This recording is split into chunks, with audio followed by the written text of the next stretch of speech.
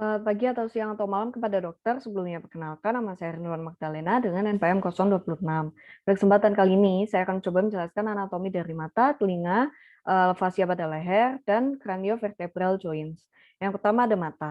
Mata atau bola mata itu terletak pada ruang orbit dan dilindungi oleh berbagai struktur, yaitu tulang-tulang di area mata dan kelopak mata. Selain struktur tersebut, air mata dan refleks berkedip itu juga berfungsi dalam melindungi bola mata.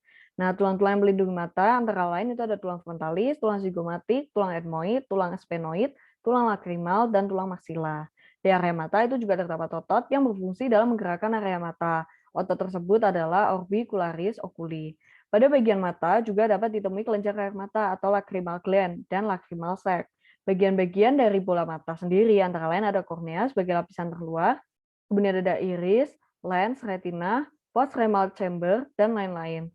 Sedangkan otot yang berfungsi dalam menggerakkan bola mata itu adalah otot-otot ekstraokuler seperti superior dan inferior oblik, serta medial lateral superior dan inferior rectus. Masing-masing otot ini nantinya akan dipersarafi oleh cranial nerve keempat, keenam, dan ketiga. Sedangkan mata itu dipersarafi oleh special sensory, yaitu cranial nerve kedua, yang akan memampukan kita untuk melihat. Kemudian ada telinga. Jadi bagian-bagian struktur telinga itu terletak khususnya pada tulang temporal. Telinga sendiri itu dibagi ke dalam 3 bagian, yaitu ada external ear, middle ear, dan internal ear. Masing-masing bagian ini memiliki struktur dan fungsi yang berbeda-beda. Pada external ear ada struktur auricle dan eksternal acoustic meatus. Sedangkan itu fungsinya itu untuk mengumpulkan dan menyampaikan gelombang suara ke membran timpani. Pada middle ear ada struktur membran timpani, middle ear cavity, dan pharyngotympanic tube. Sedangkan fungsinya itu untuk memperjelas dan menyalurkan gelombang suara ke internal ear. Kemudian bagian terakhir yaitu internal ear itu memiliki rangkaian kavitas tulang yang meliputi bagian vestibul, 3 semicircular canals, dan koklea. Fungsi dari internal ear sendiri itu untuk mengubah informasi spesial sensori pada suara menjadi fluid waves, kemudian menjadi APS, dan nantinya APS akan disalurkan ke brainstem. Bagian-bagian pada telinga tersebut diinervasi oleh beberapa saraf, antara lain ada cranial nerve ke-5, ke-7, ke-8, dan ke-9. Kemudian ada neck fascia dan triangles.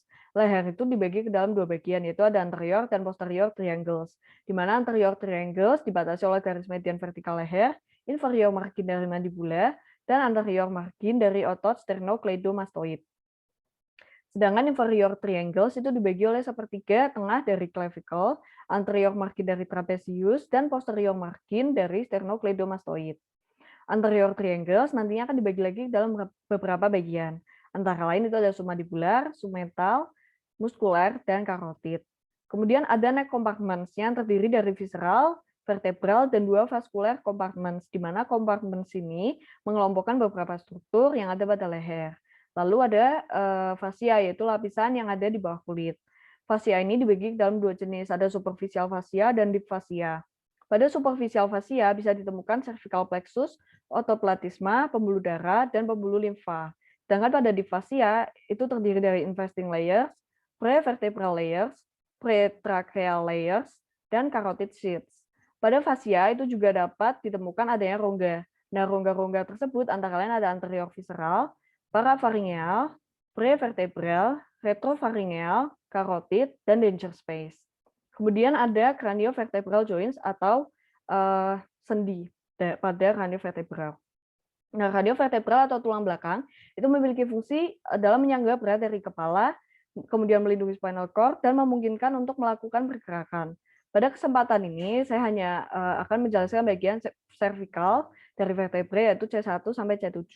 Jadi cervical vertebrae itu dibagi ke dalam 2 jenis, yaitu ada typical dan atypical. Yang termasuk typical itu adalah C3 sampai 6 dan yang atypical itu adalah C1, C2, dan C7. Selain terdiri dari struktur tulang, di setiap sela kraniovertebral ini terdapat intervertebral disc yang merupakan kartilago sekunder. Selain itu juga terdapat ligamen-ligamen di antara kraniovertebral ini. Kemudian ada juga persendian di antara tulang-tulang ini, yaitu sendi atlantoaksial yang terjadi antara C1 dan C2, serta sendi atlanto-occipital, yaitu antara C1 dan tulang occipital.